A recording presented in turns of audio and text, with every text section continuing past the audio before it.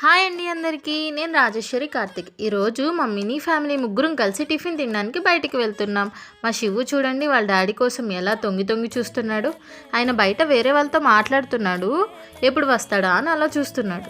ఇంకా అలా స్టార్ట్ అయ్యి మా ఇంటికి దగ్గరలో ఉన్న టిఫిన్ షాప్ దగ్గరికి వెళ్ళాం. ఏంటి ఎవరు లేరు అనుకుంటున్నారా? ఎందుకుంటారండి, అందరూ లంచ్ చేసే టైంకి మేము టిఫిన్ చేయడానికి వచ్చాం. నేనేమో కారం దోశ చెప్పాను, కార్తిక్ ఏమో మసాలా దోశ చెప్పాడు.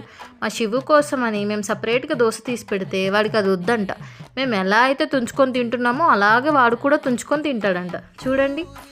ఇంకా తర్వాత నేను సాంబార్ ఇడ్లీ కూడా తిన్నాను, ఎందుకంటే దోశలోకి ఇచ్చిన సాంబార్ నాకు నచ్చింది. నాకు మా అమ్మకి సాంబార్ ఇడ్లీ అంటే చాలా ఇష్టం.